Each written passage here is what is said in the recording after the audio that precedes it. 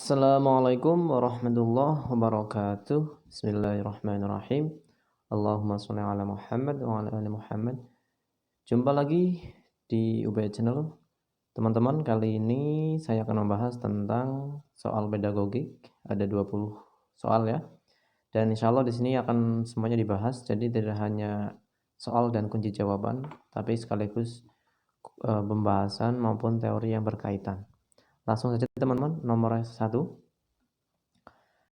Kemampuan siswa dalam menggambar bangun ruang dari berbagai sudut pandang dengan cara membayangkannya, termasuk kecerdasan, A. Kinestetis, B. Emosi, C. Naturalis, D. Spasial. Teman-teman bisa nebak, silahkan yang mana? Ya, teman-teman langsung aja kita bahas ya. Teman-teman bisa ngira-ngira ya, kalau kinestetis itu kan kecerdasan tentang gerak tubuh gitu ya. Kalau emosi, kecerdasan tentang jiwa, dan seterusnya. Oke, kita langsung bahas. Ini terkait dengan teori multiple intelligence yang ditemukan oleh Howard Gardner, yaitu kecerdasan majmuk. Sebenarnya ada ini ya, ada yang mengatakan 7, ada yang mengatakan 9 ya. Di sini kurang 1, kecerdasan eksistensial. Yang pertama adalah kecerdasan verbal linguistik, ini terkait kemampuan anak dalam berbahasa. Yang kedua, kecerdasan logis matematis terkait hitung-hitungan ya, numerik dan sebagainya. Yang ketiga adalah kecerdasan spasial visual terkait gambar ya. Yang keempat, kecerdasan kinestetik jasmani terkait kecerdasan dalam gerak tubuh. Yang kelima, kecerdasan musikal terkait dengan nada-nada dan sebagainya. Yang keenam adalah kecerdasan intrapersonal, yaitu kemampuan seseorang dalam berkomunikasi dengan dirinya sendiri. Yang ketujuh adalah kecerdasan interpersonal, yaitu kemampuan dalam hal komunikasi dengan orang lain. Yang kedelapan adalah kecerdasan naturalis, yaitu kemampuan seseorang terkait dengan alam, ya kecintaan dengan alam dan sebagainya. Yang kesembilan ini ada kecerdasan eksistensial. Nah, kalau soal yang tadi itu kan kemampuan dalam hal imajinasi dengan bangun ruang, maka jawabannya adalah kecerdasan spasial visual, yaitu D. Oke, langsung yang kedua. Yang kedua, pengetahuan siswa tentang kekuatan dan kelemahan diri sendiri dan menggunakannya dalam mempelajari ilmu pengetahuan, teknologi, seni, dan budaya disebut pengetahuan A. Metakognitif, B. Prosedural, C. Konseptual, D. Faktual. Ya teman-teman, silahkan ditebak. Oke, kita langsung bahas. Ya, pengetahuan secara garis besar itu ada 4, yaitu ada pengetahuan faktual yang pertama. Pengetahuan faktual ini kata kuncinya adalah pengetahuan dasar, ya, pengetahuan dasar. Entah itu terkait dengan ilmu pengetahuan, teknologi, seni, dan budaya, yang itu berkaitan dengan dirinya sendiri, keluarga, sekolah, masyarakat, dan lingkungan alam sekitar, bangsa maupun negara. Nah, ini pertama. Terus pengetahuan metakognitif, itu kata kuncinya adalah tentang kekuatan dan kelemahan diri sendiri. Jadi siswa itu mengetahui kelemahan dan kekuatan diri sendiri, sehingga bisa dilakukan hal-hal yang bisa menguatkan potensinya dan mengurangi kelemahannya. Lalu yang ketiga adalah pengetahuan prosedural. Sebagaimana kata prosedur adalah langkah-langkah, maka pengetahuan ini dimaknai dengan pengetahuan tentang cara melakukan sesuatu atau kegiatan. Lalu yang keempat adalah pengetahuan konseptual, yaitu pengetahuan seorang terkait terminologi maupun istilah yang digunakan, klasifikasi, kategorisasi, prinsip, dan generalisasi. Maka dari soal tadi jawabannya adalah A. Pengetahuan metakognitif. Selanjutnya, nomor 3. Contoh pendekatan saintifik untuk komponen mengamati dalam pembelajaran tematik yaitu A. Peserta didik mendengarkan suara-suara hewan.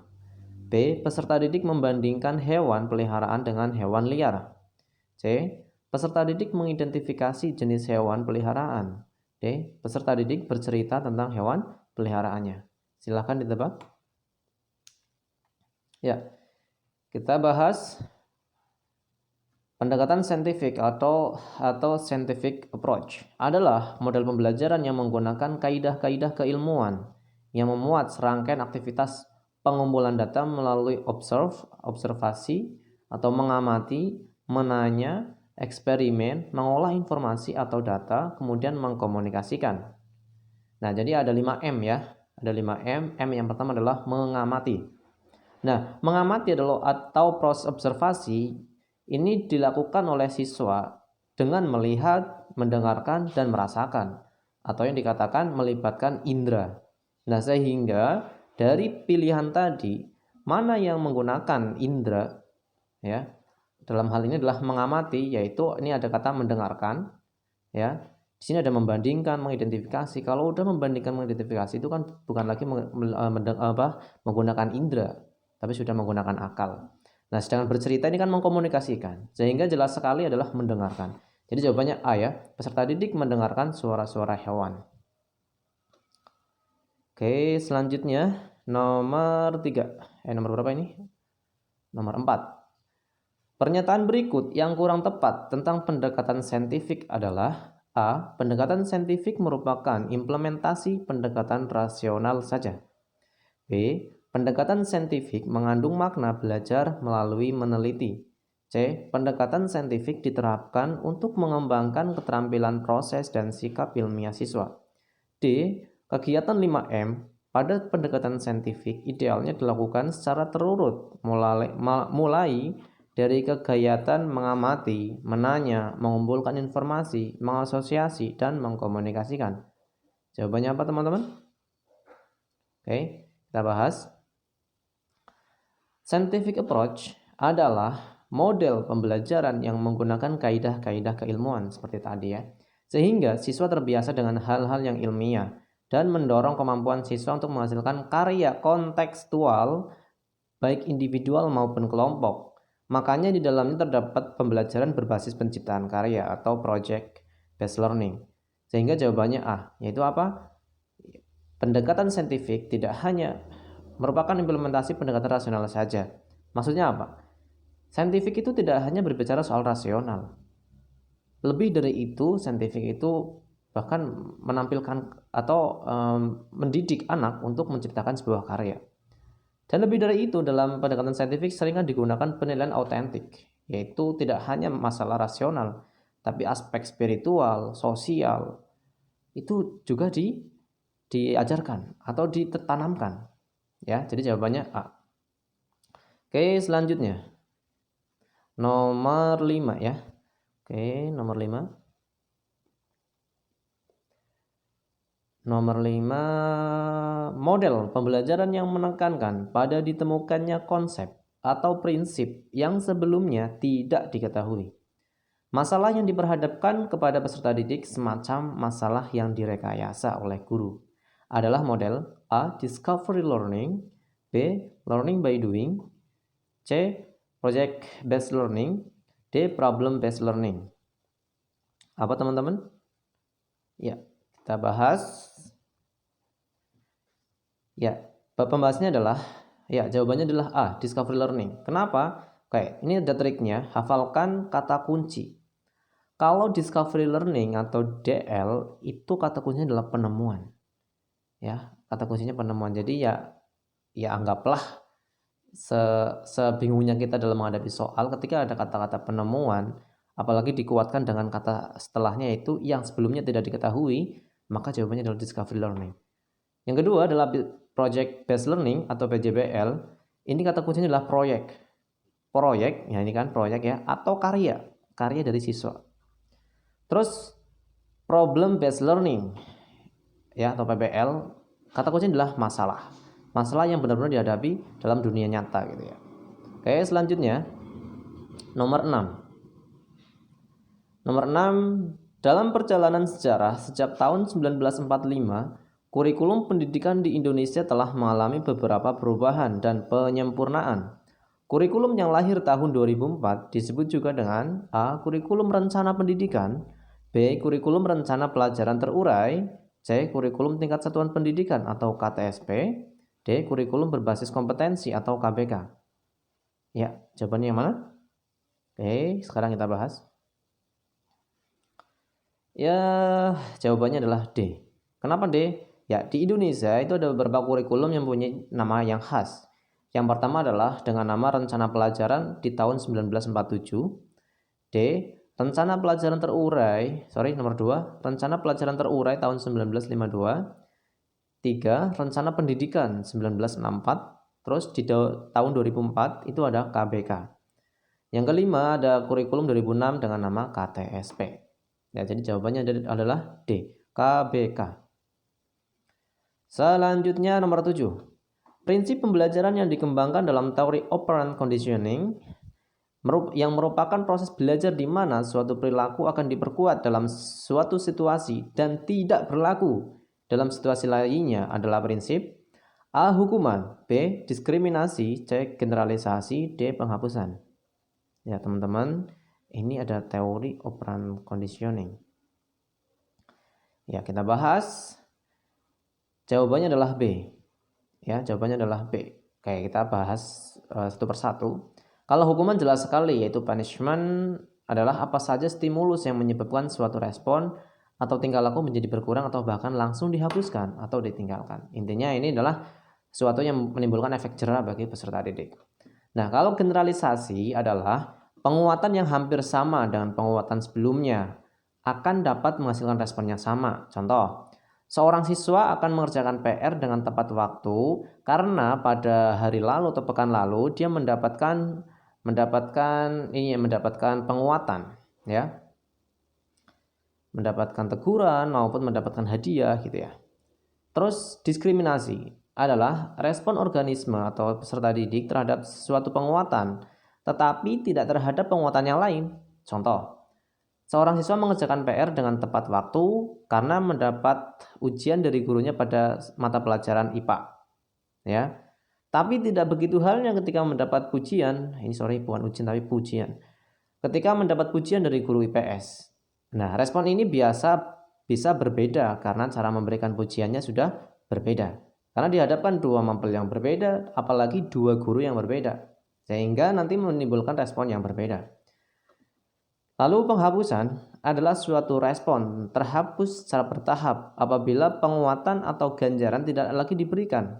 Contoh, seorang siswa mampu mengerjakan PR dengan tepat waktu tadi bisa secara bertahap menjadi tidak tepat waktu karena gurunya tidak pernah lagi memberikan pujian sama sekali. Nah, ini mungkin berlaku bagi yang masih anak-anak ya, terutama di anak SD gitu ya.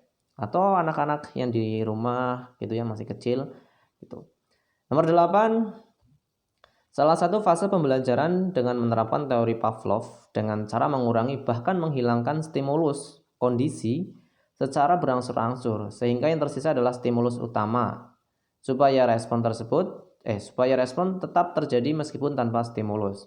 Kondisi ini disebut dengan fase A. Generalisasi, B. Eliminasi, C.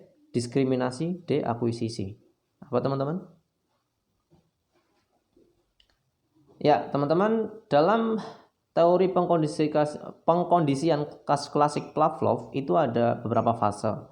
Yang pertama adalah fase akuisisi.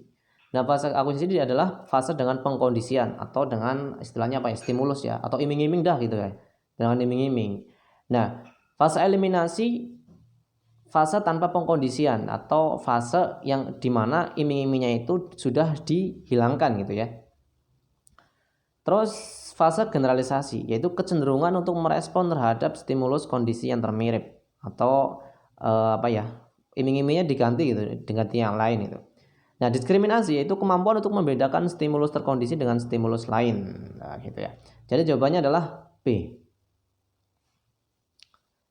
Selanjutnya nomor 9. Pernyataan berikut yang merupakan konsep tentang penilaian autentik. Yang tepat adalah A. Penilaian autentik cenderung fokus pada tugas-tugas rutin yang kontekstual. B. Penilaian autentik lebih menekankan mengukur apa yang dapat dilakukan oleh peserta didik. C. Penilaian autentik lebih menekankan pada dampak pengiring dari pembelajaran. D. Penilaian autentik menilai kesiapan peserta didik dan hasil belajar secara utuh. Oke, kita lihat pembahasannya. Jawabannya adalah D. Ya, pembahasannya adalah penilaian autentik atau authentic assessment adalah pengukuran yang bermakna secara signifikan atas hasil belajar peserta didik untuk ranah, sikap, keterampilan, dan pengetahuan. Nah, istilah autentik itu merupakan sinonim dari asli, nyata, valid, atau reliable. Jadi, penilaian autentik adalah proses pengumpulan informasi tentang perkembangan dan pencapaian pembelajaran yang dilakukan oleh peserta didik melalui berbagai teknik. Sehingga jawabannya adalah D. Ya, yaitu penilaian autentik lebih menekankan penilaian autentik menilai kesiapan peserta didik dan hasil belajar secara utuh. Jadi tidak hanya menilai secara kognisi atau kepandaian siswa dalam menghafal, tapi lebih dari itu ada penilaian sikap, ya, sikap entah ini sikap spiritual maupun sikap sosial, bahkan ranah psikomotornya. Selanjutnya nomor 10. Sebagai umpan balik atau feedback, penyempurnaan proses belajar mengajar dan membantu kesulitan belajar siswa dalam menguasai materi pelajaran. Ya, kedua pernyataan tersebut merupakan fungsi dari A. Tes subsumatif, B. Tes formatif, C. Tes sumatif, D. Tes selektif. Teman-teman silakan ditebak yang mana kira-kira setelah belajar itu biasanya guru itu memberikan tes gitu ya. Itu tes apa namanya? Ya, oke, kita langsung ke pembahasannya. Dalam penilaian keberhasilan siswa, keberhasilan belajar maksudnya, itu ada 3, yaitu tes formatif, tes subsumatif, dan tes sumatif. Tes formatif itu diadakan setelah penyampaian materi tertentu untuk mengukur keberhasilan siswa dalam menyerap penjelasan maupun materi yang diberikan oleh guru. Nah, yang kedua adalah tes subsumatif, yaitu meliputi sejumlah bahan pengajaran tertentu yang telah diajarkan dalam waktu tertentu. Nah, ini hampir sama ya, subsumatif dengan sumatif. Ya nih, tes sumatif yaitu tes ini diadakan untuk mengukur daya serap siswa terhadap bahan pokok-pokok bahasan yang telah diajarkan selama 1 semester, 1 atau 2 tahun pelajaran. Nah, ini subsumatif ini pertengahan. Nah, kalau tes selektif itu untuk menyeleksi atau untuk memilih siswa. Sehingga jawabannya adalah B, yaitu tes formatif. Oke, selanjutnya nomor 11. Perencanaan yang berisi tentang rangkaian kegiatan termasuk penggunaan metode dan pemanfaatan berbagai sumber daya dalam pembelajaran yang didesain untuk mencapai tujuan pendidikan tertentu merupakan pengertian dari A. Pendekatan pembelajaran, B. Metode pembelajaran, C. Model pembelajaran, D. Strategi pembelajaran. Apa teman-teman? Kira-kira mana pendekatan, metode, model, atau strategi? Oke, kita lihat penjelasannya. Jawabannya D, yaitu strategi pembelajaran. Kenapa strategi pembelajaran? Oke, nanti ya. Kita lihat. Model pembelajaran adalah pola interaksi siswa dengan guru di dalam kelas. Kata kuncinya adalah pola.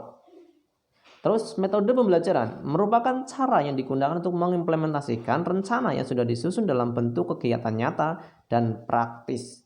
Metode kata kuncinya adalah cara implementasi. Teknik pembelajaran, cara yang dilakukan seorang dalam mengimplementasikan suatu metode secara spesifik. Teknik pembelajaran kata kuncinya adalah spesifik. Jadi teknik adalah kelanjutan dari metode. Metode kelanjutan dari model.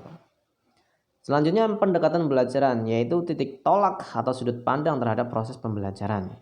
Nah, kenapa strategi? Nah, pengertian dari strategi secara simpelnya itu adalah di dalam strategi itu berisi tentang metode, terus pemanfaatan sumber, dan semuanya itu didesain. Jadi ada kata biasanya ada kata desain. Makanya strategi pembelajaran. Oke teman-teman. Oke, selanjutnya nomor 12. Nomor 12, perhatikan pernyataan berikut. 1. Memperoleh masukan tentang perilaku belajar siswa. 2. Mempelajari dampak tindakan perbaikan yang diberikan. 3. Mempelajari dokumen hasil belajar. Nah, dari ketiga di atas, pengumpulan dalam PTK melalui cara observasi terutama ditunjuk untuk A1, 2, 3, B1, 2, C2 dan 3, D1 dan 3. Apa teman-teman? Oke ya, kita bahas. Observasi atau pengamatan yaitu kegiatan dan pencatatan aktivitas PTK bersamaan dengan pelaksanaan tindakan secara bersamaan. Artinya apa? Antara observasi itu pengamatan dan pelaksanaan dari perencanaan itu dilaksanakan secara bersama-sama. Sehingga jawabannya adalah B. Ya.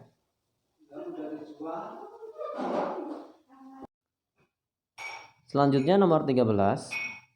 Hasil ulangan mapel PAI kelas 5 SD yang terdiri dari 12 siswa diperoleh nilai sekian. Tentukan nilai min-nya. A8, B 9,5, C 8,5, D 9. Ya teman-teman, ini lumayan mudah ya. Lumayan mudah. Oke, kita bahas.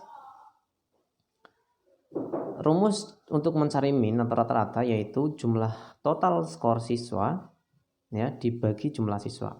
Sehingga di total ini berapa lalu dibagi 12. Maka jawabannya adalah 8,5. Langsung nomor 14. Penilaian sikap dilakukan dengan teknik A. Penilaian kinerja atau praktik atau produk. Terus penilaian proyek portofolio. B. Tes tulis penilaian proyek portofolio. C. Tes tulis wawancara penilaian kinerja. D. Penilaian diri dan penilaian antar teman. Jawabannya apa? Penilaian sikap dilakukan melalui observasi, penilaian diri, penilaian antar teman, dan juga ada penilaian melalui jurnal. Nah, ini selama proses pembelajaran berlangsung maupun di luar pembelajaran. Sehingga jawabannya adalah D, yaitu ada penilaian diri maupun penilaian antar teman. Oke, selanjutnya nomor berapa ini? 15. Ketika proses pembelajaran berlangsung, diketahui sebuah indikator memiliki kriteria kompleksitas rendah, daya dukung tinggi, dan intake siswa sedang. Maka, jika penetapan KKM dikonversikan ke dalam rentang nilai berapakah nilainya? A65,58, B78,89, C88,89, D67,88. Kira-kira berapa? Silakan dihitung. Oke, kita bahas. Ya, ini terkait penentuan skor KKM.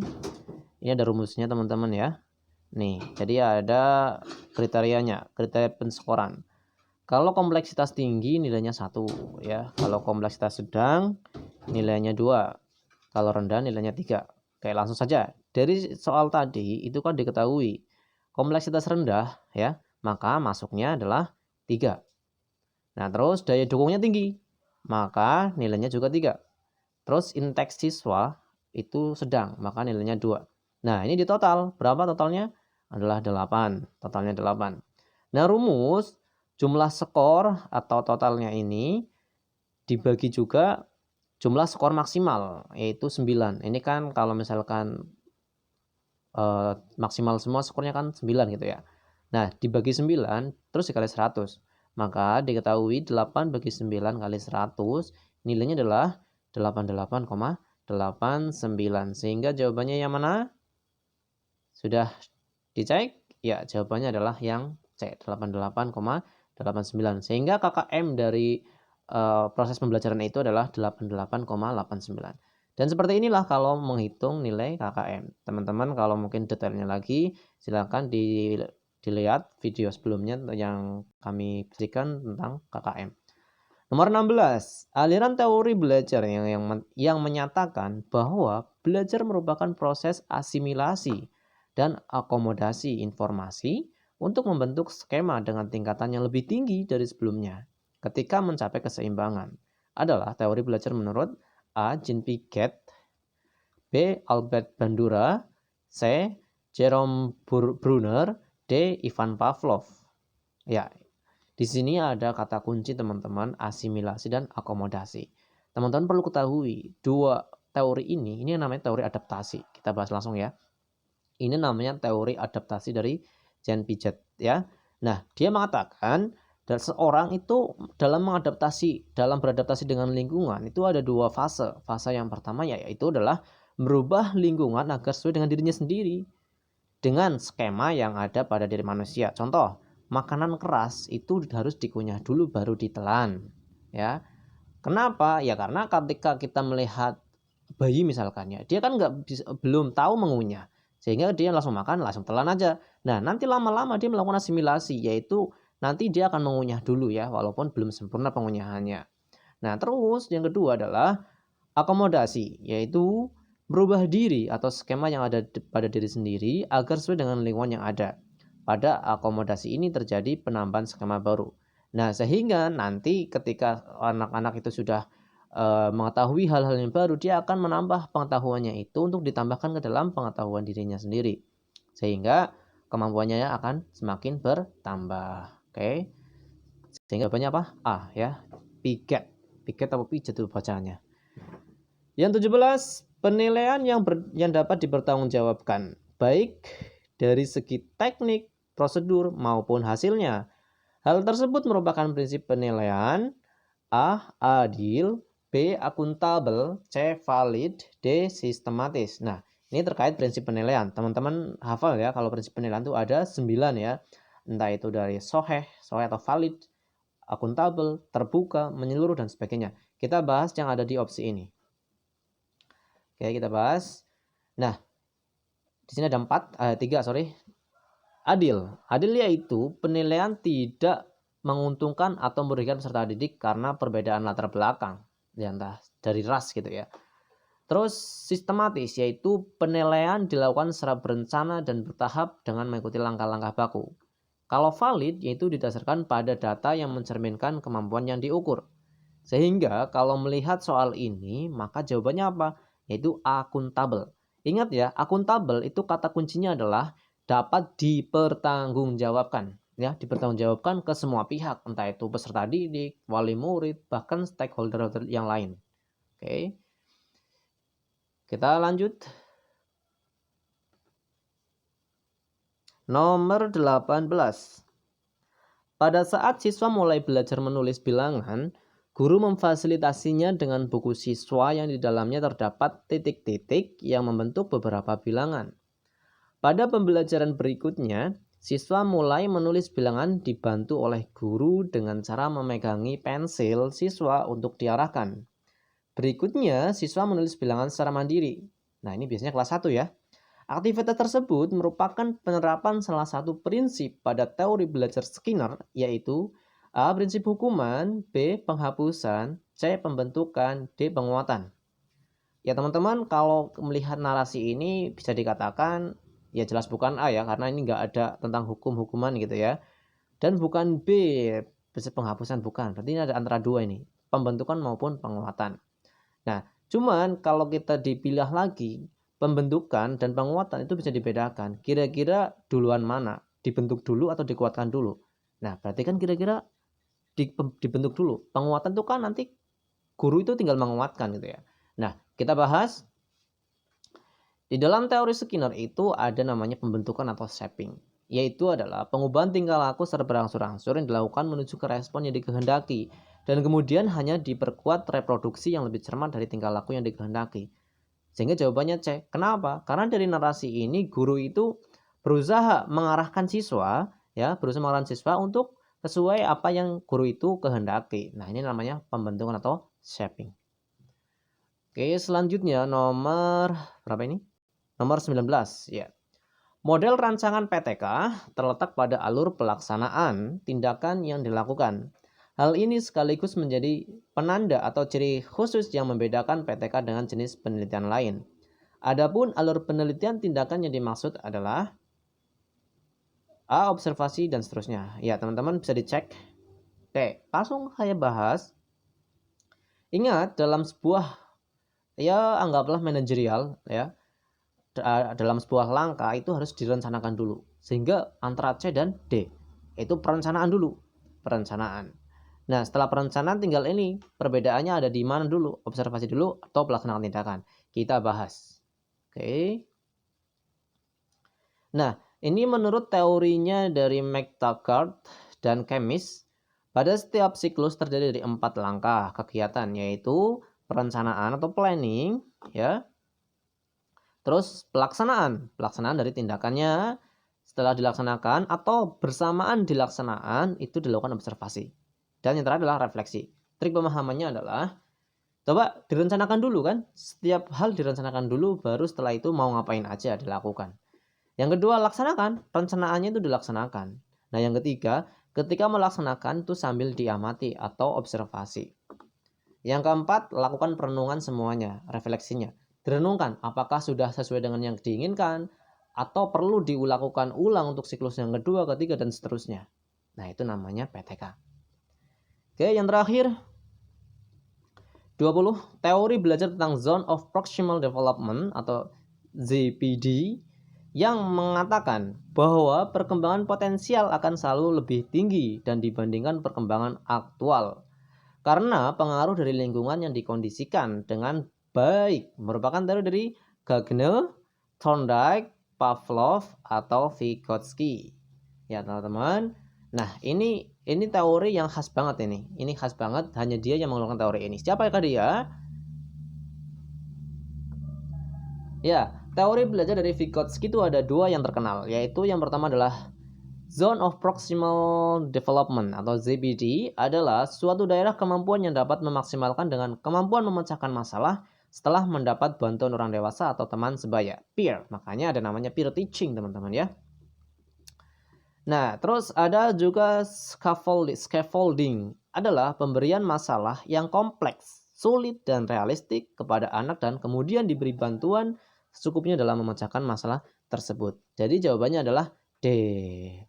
Oke teman-teman, itu udah 20 soal. Alhamdulillah kita sudah membahas, dan jangan lupa dukung kami untuk tetap membuat konten-konten terkait pendidikan dengan maupun konten-konten yang lain. Dengan apa? Klik subscribe dan bagikan ke teman-teman yang lain. Sekian teman-teman dari kami. Bila ada kesalahan mohon maaf, dan jika ada yang dikoreksi silahkan tulis di kolom komentar. Wassalamualaikum warahmatullahi wabarakatuh.